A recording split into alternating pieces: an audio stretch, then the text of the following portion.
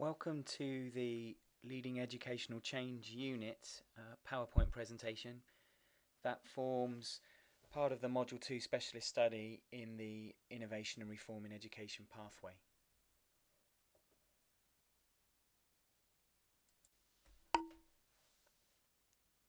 As a form of introduction to this presentation, we just want to show you this slide again that tries to represent the idea of an holistic approach that needs to be taken to innovation in education at this time. So we're very much arguing that we are currently experiencing a time of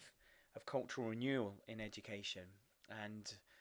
a growing interest in ideas of innovation and reform in education that is partly linked to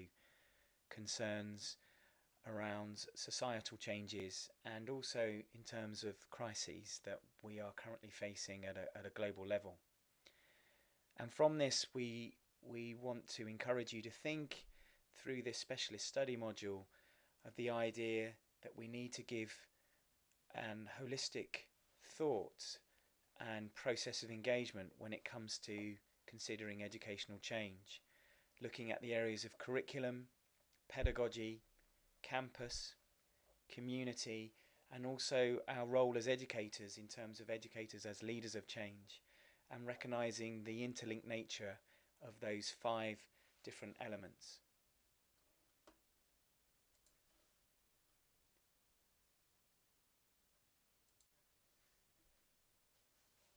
So again, as a point of reminder, what we're seeing is for this pathway as a whole to be about a ridge walking exercise, if you like, as illustrated on this slide. And the idea that what we want to engage you in is first of all understanding the current educational innovation and reform context at an international level. So hopefully finding some interesting points of inspiration and food for thought from a variety of different contexts around the world, but also in a variety of fields. Specifically, we focused on things concerned with citizenship education or education for sustainable development, for example. But the other side of the pathway is this idea of engaging you as educational leaders and getting you to consider your own pedagogical values, principles, and ethos. And so we're very much hoping that this module, and in particular this unit, will have a dialogical feel to it, where we are not telling you what you should be doing or how you should be doing it, but trying to give you some food for thought as you think about apt educational change within your specific cultural and professional context.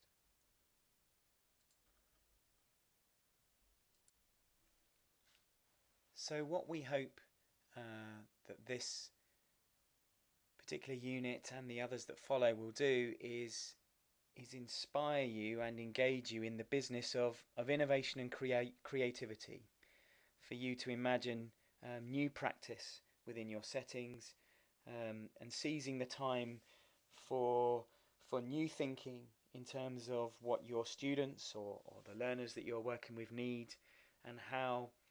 new learning opportunities can be dreamed up in order to meet their needs.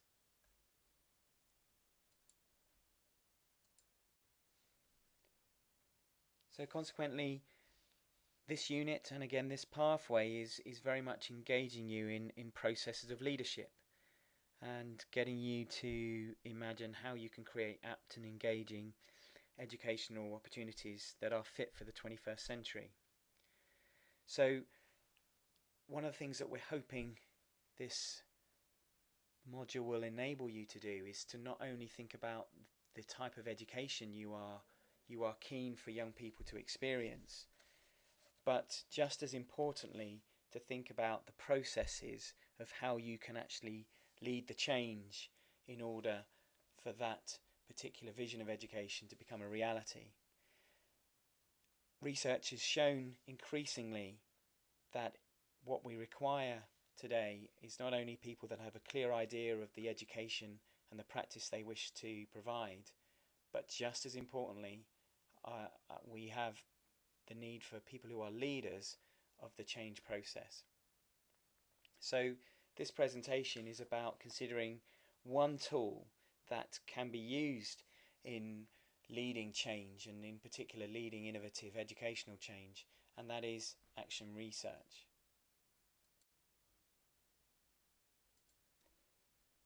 So we appreciate that action research is something that some of you might already be very familiar with, and certainly a paradigm of research that you have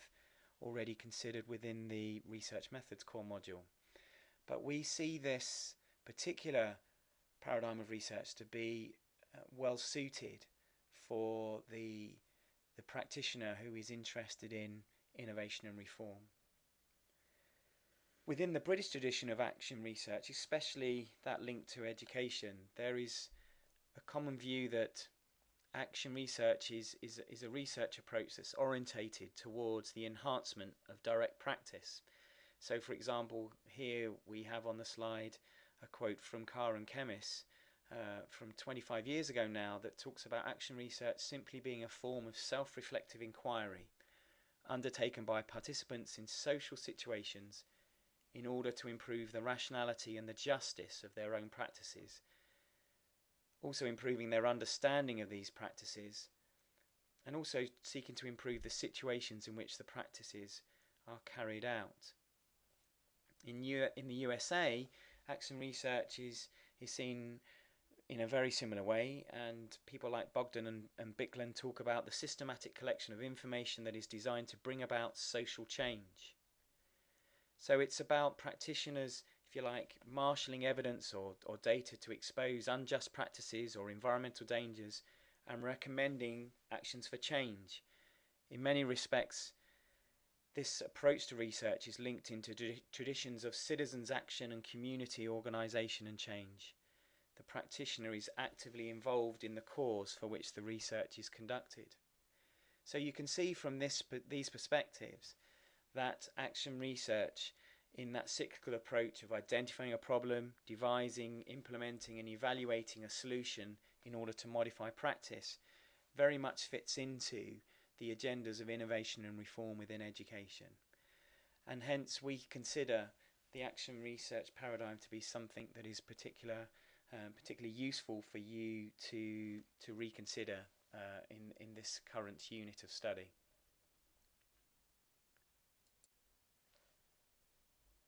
What we present to you here is over the next few slides a model of how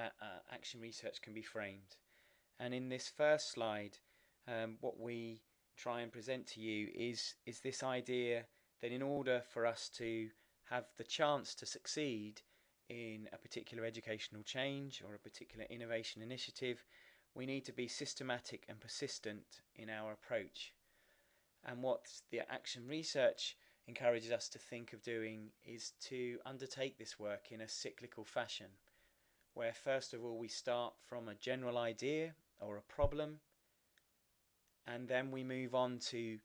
a reconnaissance phase, as John Elliott refers to, where we clarify that idea or problem and we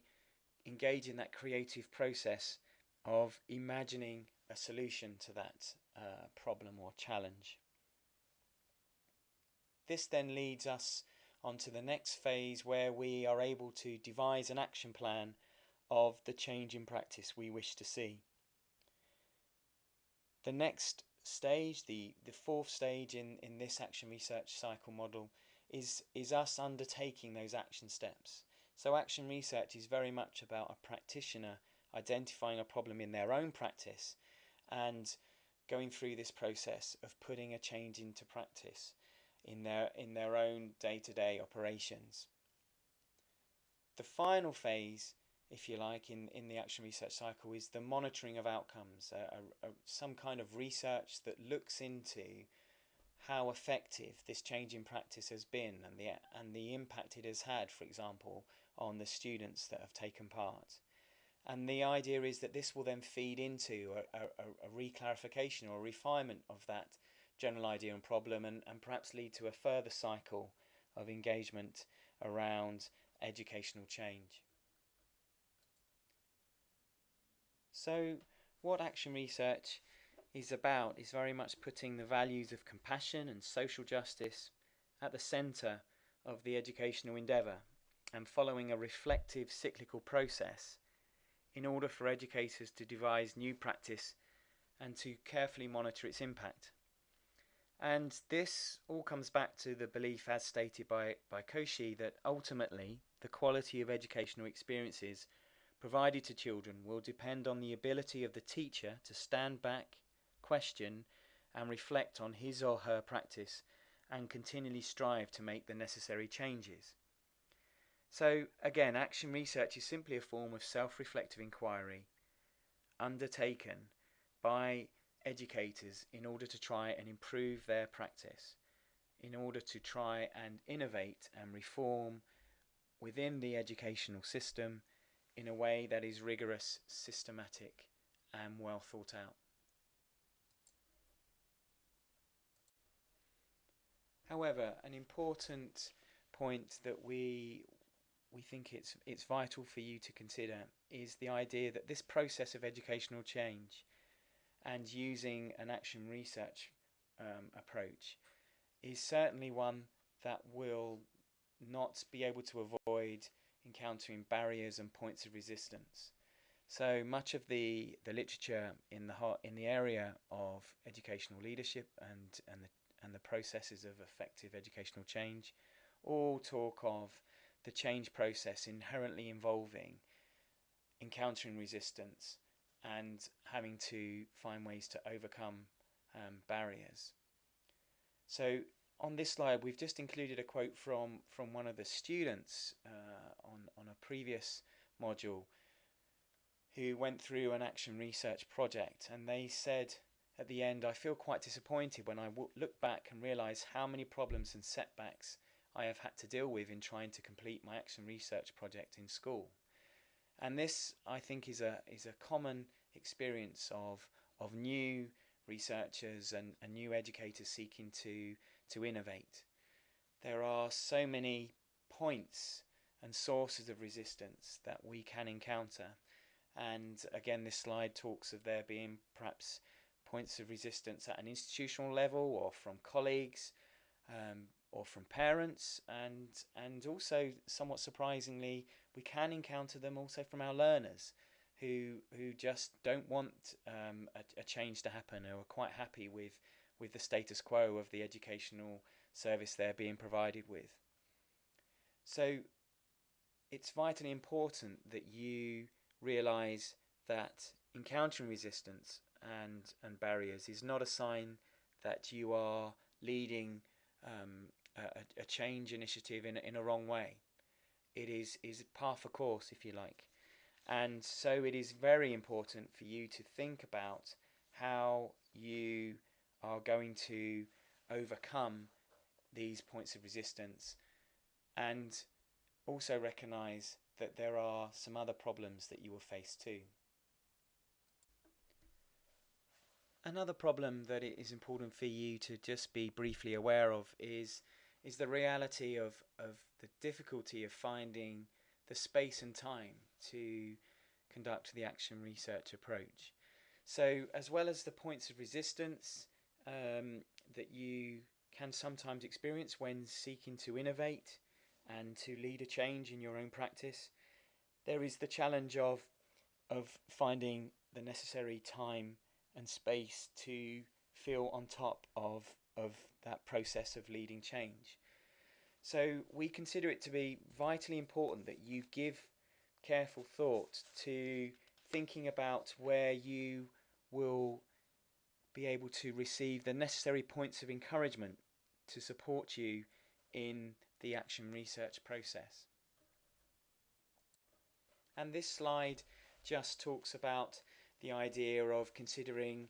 framing your action research cyclical approach within the field of 5 different catalysts, 5 different points of encouragement that you can access as you go through the flight path of an action research cycle. The first is personal reflection, and is something that we have sought to engage you in within the Connect part of this unit. reminding yourself of the vision and the values and the principles that are driving your work. The second point of encouragement that it is always useful to mindfully consider is the instruction and the inspiration that you can access learning from other action researchers or other practitioner researchers within the topic area of your proposed improvement, and making sure that you have regular points of contact, whether that be through writing or face-to-face, with those that will instruct and inspire you to continue and to keep going in your innovation. The third point of encouragement action research regularly refer to is the importance of dialogue, having people that will listen to your progress with regard to your innovation and your action research approach, merely to understand, if you like, to non-judgmentally listen to how it's going as a means of clarifying your own perspectives, but also having that release of being able to share with someone who's supportive and affirming how the innovation is going. The fourth point of encouragement that we have found to be vitally important when undertaking action research is this whole area of feedback, and you finding regular opportunities to listen to the voices of the students and the colleagues or critical friends who you are sharing your practice innovation with, in order to gain from the insight of their different perspectives, and to not only tune in to their comments about what's not working so well or still needs improvement, but crucially for you to regularly be hearing how this change is affecting people in positive ways, and is a change that they are pleased that you are taking forwards. The fifth and final point of encouragement that we just want to introduce to you in this model of action research is the idea of reporting, and using the act of writing or oral presentation as a learning space that will help you to clarify your thoughts and emotions, and to capture again a sense of progress and new understanding that is taking place through the action research flight that you are embarking upon.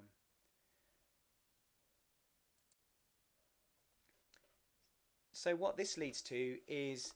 our model of action research that we call SPEAR, a system for pioneering educational action research, where we frame the standard action research cycle within a field of catalysts, within a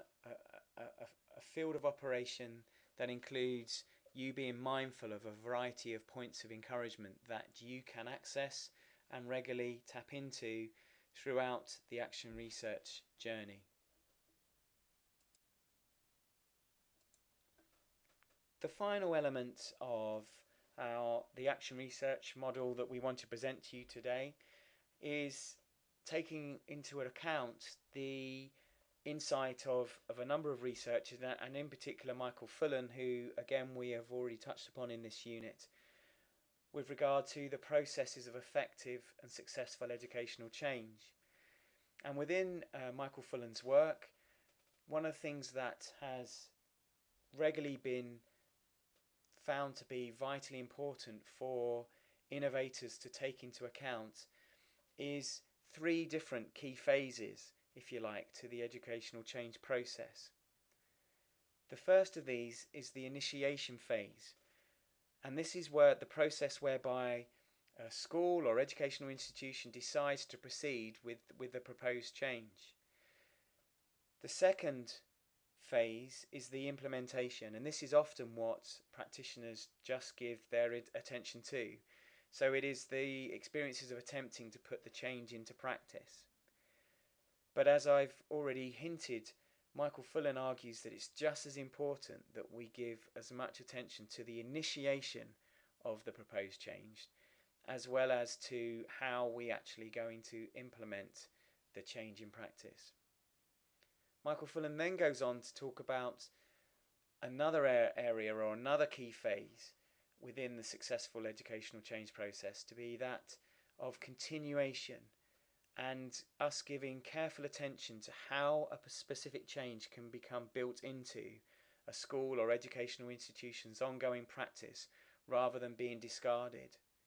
So a key point of consideration is to consider how our innovation can be something that continues year after year rather than remains just a bubble experience or a one-off event. So to conclude this presentation, what we end up with is this SPEAR model of an action research approach, where we have the cycle of the different stages of action research immersed within a field of encouragement, but within the action plan and the action step stages is mindful of thinking carefully about the initiation elements, about the implementation elements, and about the continuation elements of how to successfully lead an educational innovation initiative through an action research paradigm. What this unit of study will now go on to do is to give you just the chance to play around with how you could conceive of an innovation change project using this particular version of an action research approach.